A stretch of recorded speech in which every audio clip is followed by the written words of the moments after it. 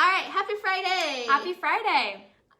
Episode number 65 today, and we are going to give you 10 tips for effective email marketing. So, email marketing. Fun fact, before we get started with our tips, 59% of Americans report that email marketing influences their purchasing decisions. I believe it. I mean, yeah. Why do you believe it, Kara?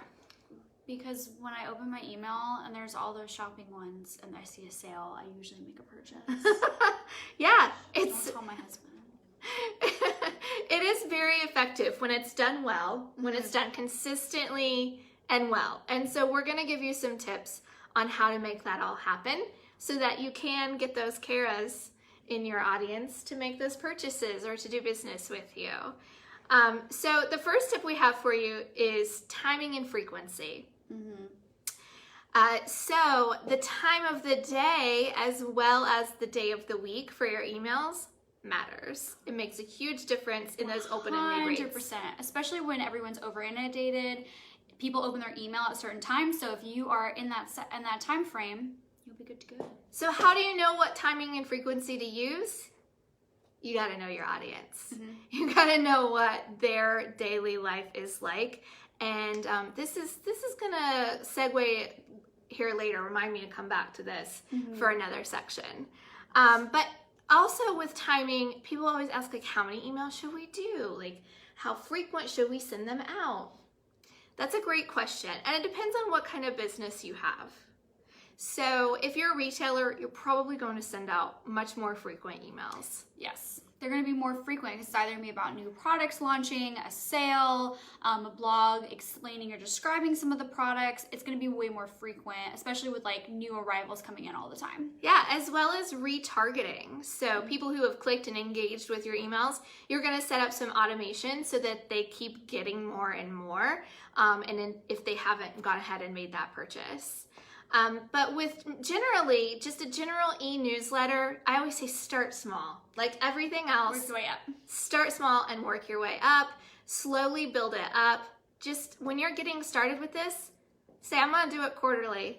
Like that's all I can commit to. That's fine. Just know what's reasonable for you, because it always gets thrown on the back burner. And then when consistency's out the window, so goes your engagement and numbers and conversions and everything. And sales. Yeah. So tip number 2 is all about the subject line. Yes, I look at this. This is like probably the first things. If I scan my email, the first thing I look at is the subject line. What does that email have to do with? So captivate your reader with a concise summary of what the email is about. Make it fun. Make it interesting. Use some humor. Have fun. Use emojis. If it's captivating, they're going to click open. Yep. You know, I see a lot of people like write these novels. They feel like they have so much to share. And I understand that because I write like a talk, right? So that's a problem sometimes. But you really need to rein that in. And you do have other places that you can sprinkle in a little bit more of that teaser and information that you want to share. So let's talk about real quick though, the from line. I feel like this gets overlooked a lot in a lot of emails. So your from, you can alter your from line so that it comes from whoever is the face of the business, if there is one. Now, if you're a huge conglomeration, you know, let's say Cassie from XYZ Widgets Company, like no one knows who that is. No one cares. Yeah. But a smaller business or nonprofit can get away with doing like Casey from Create Captivate. Like you all should know who I am. Not that I'm like, you should all know who I am, but you all should know who I am if you're getting an email from us. Or especially like someone who is the networking person, that's their responsibility is to network at all these events. Have that person be the person because people are gonna recognize who that is. If you have someone in your organization with a big, bold personality that people are just drawn to, it needs to come from them or whoever is at the top of the organization that most people are most familiar with. It's who people can resonate with. I kind of relate it to Instagram stories. Yep. Have the person that most people can relate to, the face of your business, the face of your networking for your business. Have them go on stories. It's the same thing for email. Yep. All right. So let's talk more about sprinkling in some more information in the preview and pre-header section. So this is what I was talking about with the subject line. This is the section where you can tease a little bit more of information. and gets your audience even more stoked to go ahead and open that email. Right, and kind of scroll on through, help them go all the way down to the bottom. Yeah, it's not just about the subject line. That preview or pre-header text is equally as important. So the next thing is your audience. So audience segmenting. So marketers who use segmented campaigns note as much as 760% increase in revenue. Moral of the story? Always segment your audiences. General e-news versus donor list versus volunteers versus customers, etc. Yeah, it's cool to have just a general email that goes out to everyone. That's fine. But you've got to consider what kind of content you're going to share in there. It needs to kind of hit all of those people with something that resonates with each one of them. Whereas when you segment it down, our workshop attendees are going to be on a different list than our regular retainer clients that we're working with all the time. Right.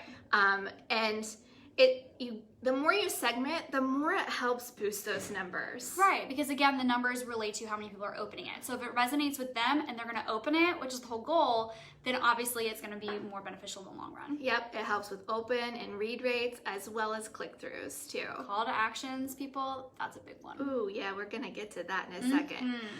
So personalization is also something I feel like gets overlooked quite frequently, but is really important.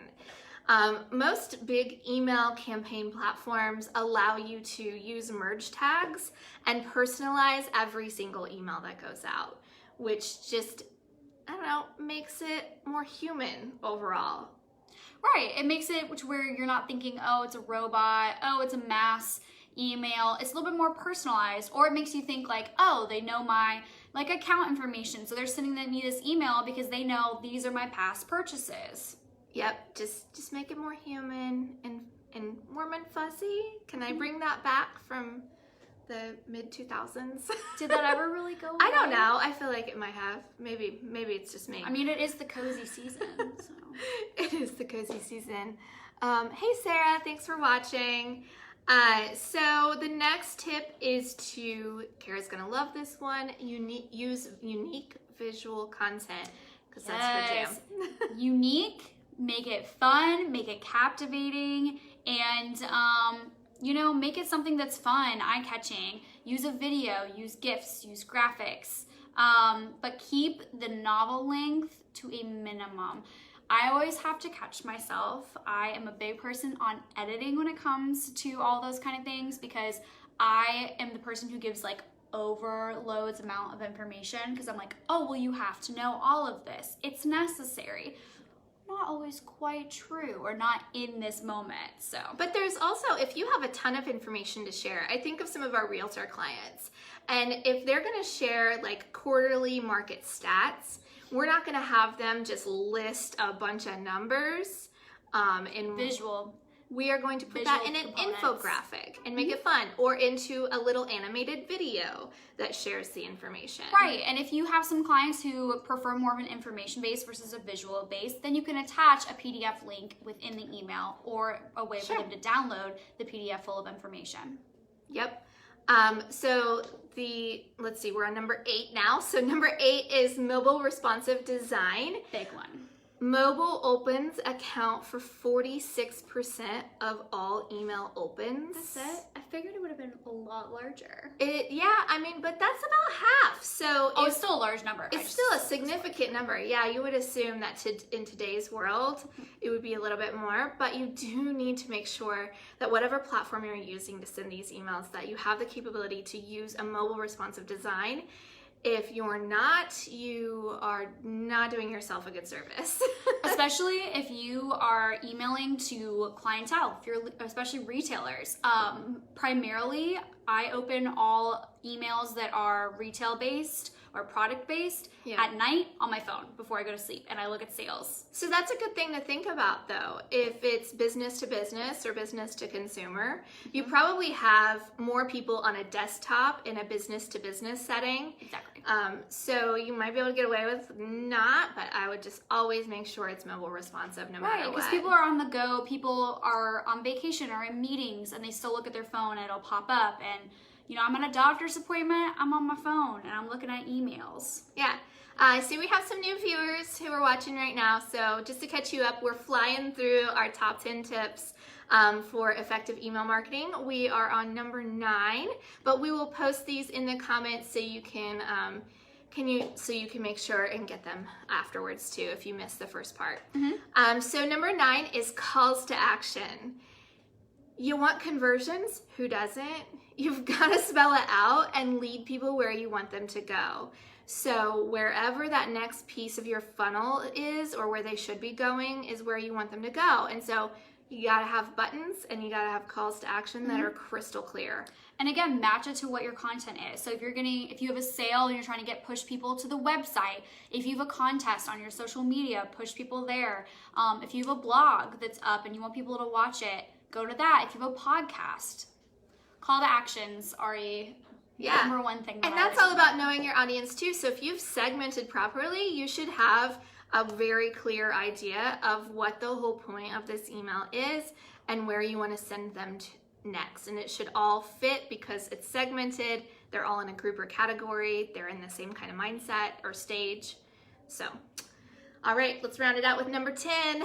Opt-in and opt-outs. We have said this before. Yeah. And we'll probably say it again. Never, ever, ever, ever, ever add people to your email list that haven't given you permission. And that includes people that you work with business to business wise, Yes. especially if they're doing a service for you. Please do not add my work email to your personal, professional newsletters unless I personally do it.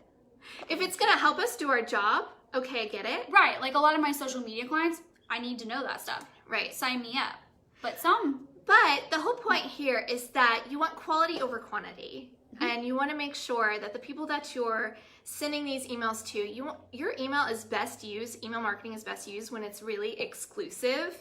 Like you sign up for our emails and you are the first one to know, you're the first one to get to purchase tickets to our next event, you're the VIP first one information, points, sale, contests, coupon etc. codes, all of those things. Sometimes even exclusive product offers. So it's really important that you want those people to be in that mindset and be excited to hear from you. And so to do that, you need to make sure and allow them to opt in to your emails in the first place and have a very clear and easy to use opt-out button in case anything changes. Yes. So that's it. That's the top 10 effective email marketing tips that we have for you today. If you have questions, drop them in the comments. We'll be here. Oh, Megan's watching. Hi, Megan. And we'll copy and paste this right into the comments. Yep. We'll make sure and share that. Now, if you need help with your emails, I'm going to shamelessly self-promote. So if you go back a few episodes, you'll get to see one of our newest employees, Stephanie, and she is absolutely killer with all things marketing strategies. So emails are a good forte of hers. So if you need help with your emails, please reach out and let's let Steph do an email audit and see where you're at and give you some tips and ideas for where to go next. And thanks for tuning in, guys. Have a great Friday. Have a great weekend. We'll see you next week.